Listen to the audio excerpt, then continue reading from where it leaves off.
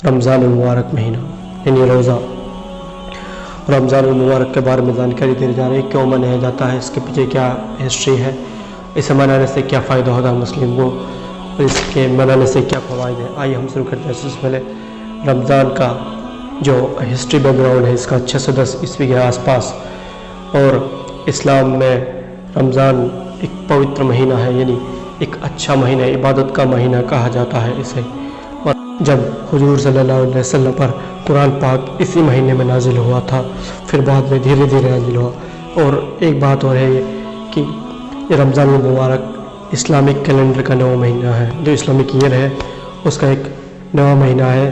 جو رمضان یا رمضان ایک اردو عربی یا عربک شبد ہے، جس کا ارتھ ہوتا ہے گرمی یا سوکھا پن یا چلچلاتی گرمی۔ اور اسلام میں جو روزے ہیں یعنی رمضان ہے، وہ دو طرح کے ہوتے ہیں۔ ایک تو نفلی رمضان ہوتا ہے، ایک فرض رمضان ہوتا ہے۔ جو فرض رمضان ہوتا ہے وہ رمضان کے مہینے میں ہی رکھے جاتے ہیں، 30 دن کے ہوتے ہیں یا 29 دن کے۔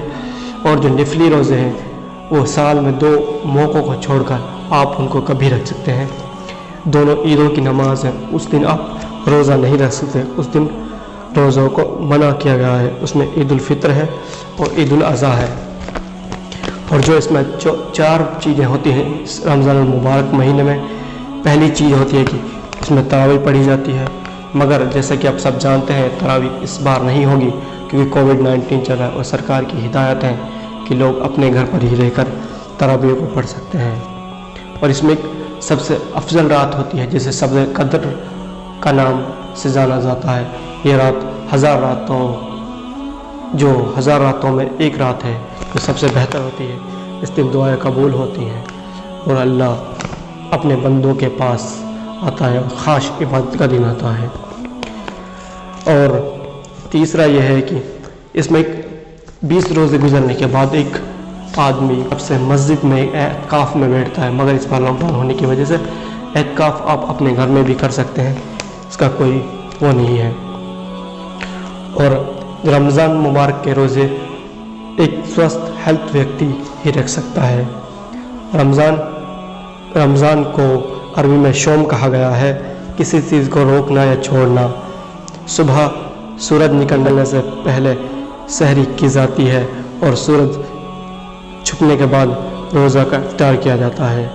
یہ ایک عبادت کا مہینہ ہے، اس میں رزق میں اور ہر چیز میں بڑھوتری کر دی جاتی ہے۔ یہ ہر پیغمبر پر، جتنے بھی نبی آئے، جتنے بھی میسنجر آئے، سبھی پر یہ مہینہ فرض تھا، یعنی رمضان المبارک کے 1-2 روزے وہ رکھتے تھے۔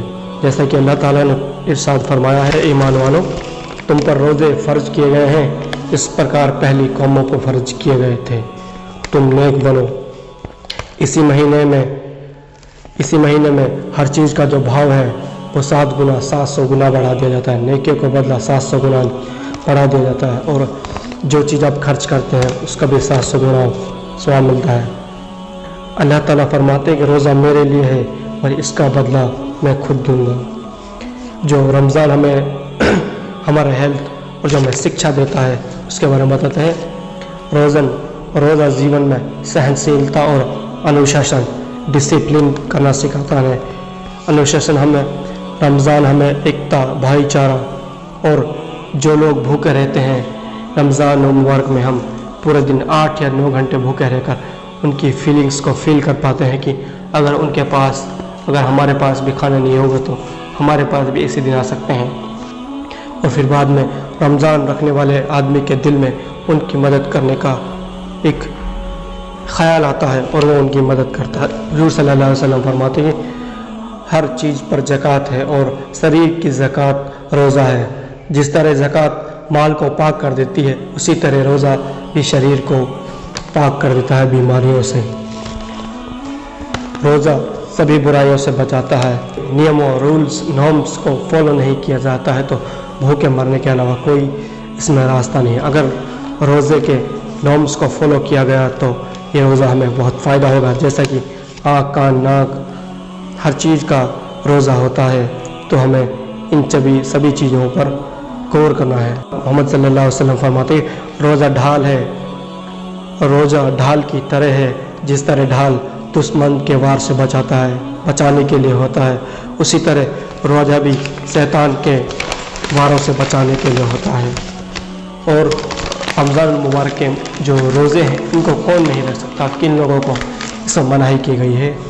ایک وہ ویکتی جو کسی بیماری کی وجہ سے بیمار ہے، ایک وہ عورت جو حاملہ ہے یعنی پیٹ میں اس کے بچہ ہے، اور ایک ویکتی وہ جو سفر پہ جا رہا ہے۔ اور ہم آپ کو بتا